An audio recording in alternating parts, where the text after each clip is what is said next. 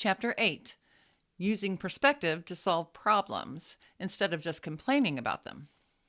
So far, we've talked about perspectives, where they come from, how they clash, and how to handle them when they challenge you. But now it's time for the million-dollar question. Can perspective actually solve problems? Or are we just doomed to keep arguing about them until the heat death of the universe?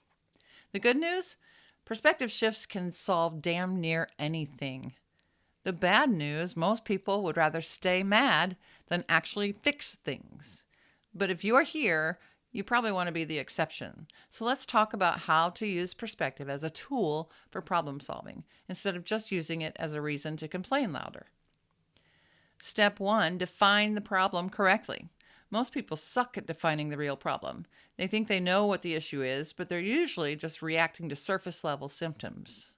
For example, your coworker keeps stealing credit for your ideas. The real problem? Maybe they feel unheard in the meetings and overcompensate. Your partner won't stop nagging about chores. The real problem? Maybe they don't feel like a teammate in your home. Society is divided and no one listens to each other. The real problem? People are more invested in winning than in understanding. A problem well defined is half solved. Before you react, pause and ask what's really going on here. Step 2, look at it from another perspective. Once you define the problem, the next step is to see it from multiple angles. If you only ever look at it from your own point of view, you're guaranteed to miss something important. Some ways to shift perspective: play devil's advocate. Argue against your own belief just to see where it leads. Ask, why would a smart person think this? Even if you disagree, assume intelligence on the other side and try to understand their logic. Zoom out. What does this look like from a bigger picture view? How does history, culture, or psychology play into it? When you start seeing the problem from different angles, solutions naturally start appearing. Step 3, find the overlap. Most problems aren't about one side winning. They're about finding common ground. A lot of people treat perspectives like a football game. 2 teams, 1 winner. But real life isn't a game. It's a messy, chaotic soup of experiences. And most solutions come from finding the overlap between different perspectives.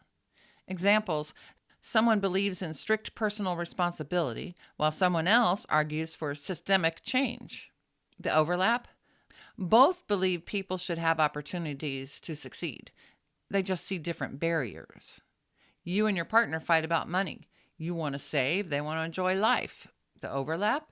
You both want security and happiness. You just prioritize them differently. 2 political groups scream at each other about how to fix society. The overlap? Most people deep down want fairness and stability. They just have different methods for achieving it. The goal isn't to win the debate, it's to find where your perspectives align and start solving from there. Step 4, take action, because talking isn't enough. Talking about perspectives is great, but it doesn't mean jack if no one does anything about it. Perspective alone won't fix a marriage, heal a friendship, or change a broken system. But action based on a broader perspective can. Ask yourself, how can I apply this new perspective in a real way?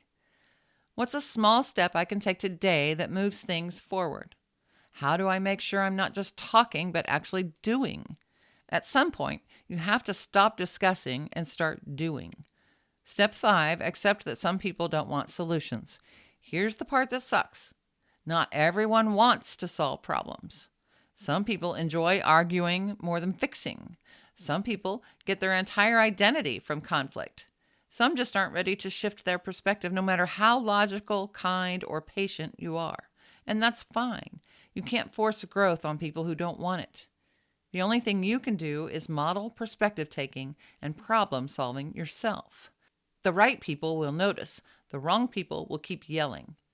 Either way, you'll be the one actually making progress. Final thought, be the person who fixes, not just complains. At the end of the day, the world has enough people pointing out problems. What it needs is more people who think in perspectives, find solutions, and take action. So the next time you're frustrated, try this.